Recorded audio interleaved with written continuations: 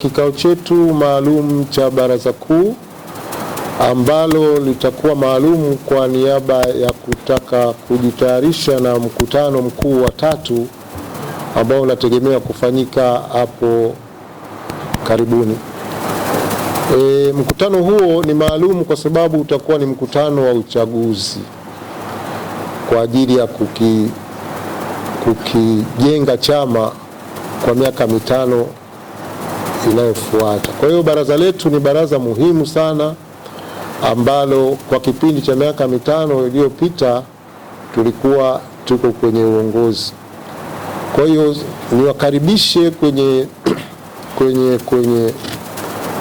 mkutano wetu huu wa baraza, na kama kawaida huwa ninawaambia wajumbe wangu kwa ninachotaka kuona kwamba tunakuwa tunachangia kikamilifu. Hilo kwenu nyinyi wajumbe ninajua ni kawaida kwenu, lakini nasisitiza hilo, na pia ninasisitiza nidhamu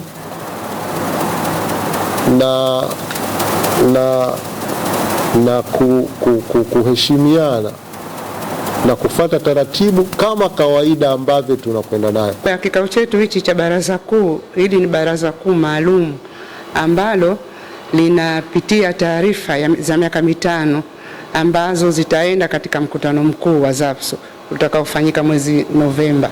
Miongoni mwa ajenda zilizojadiliwa ni zile taarifa, tunasema taarifa za kazi za miaka 5, taarifa za fedha za miaka 5 na mpango wa kazi wa miaka 5 ambazo tunazipeleka kule. Katika uchaguzi huo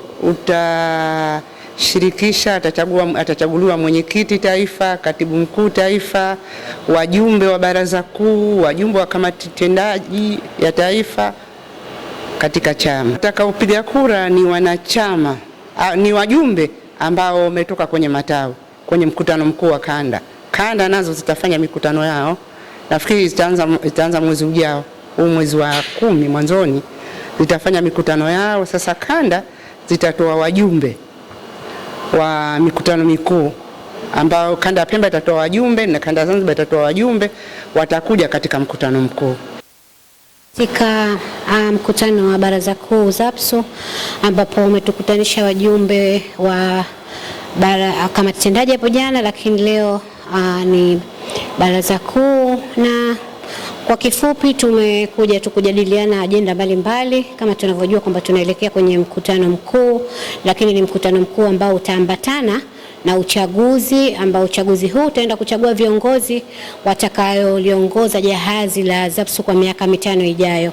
Na kikubwa ambacho labda ajenda tunazozungumza leo hapa ni pamoja na mafanikio ambayo tumefikia kama viongozi miaka 5 ambayo tumekuwa tukitumikia kama wajumbe wa Baraza Kuu, lakini tumejadili changamoto ambazo tumekuwa tukizipitia. Aidha tumekuwa na mapendekezo ambayo tumeyapendekeza ili kukiongezea thamani chama chetu, lakini na wanachama kwa ujumla wake.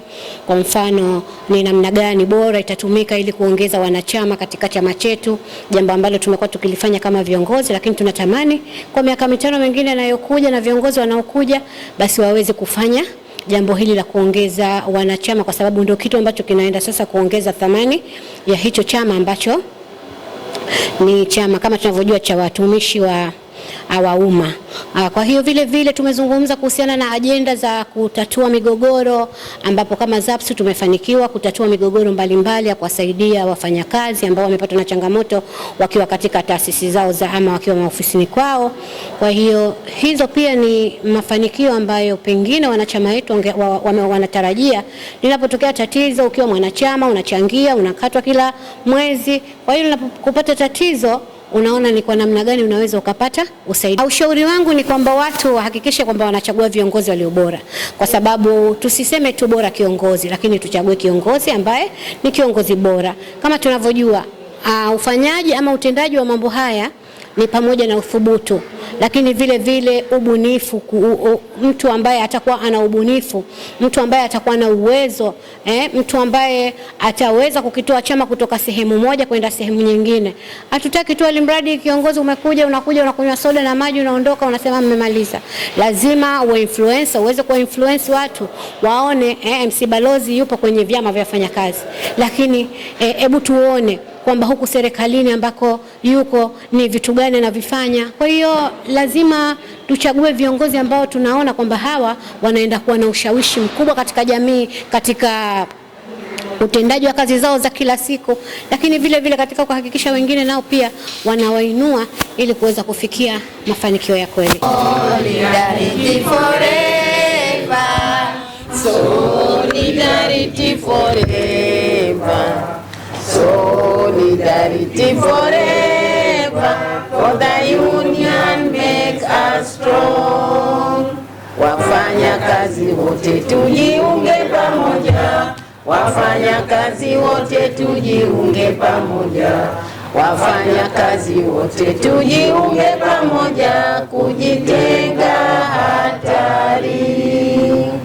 Haya shime tujiunge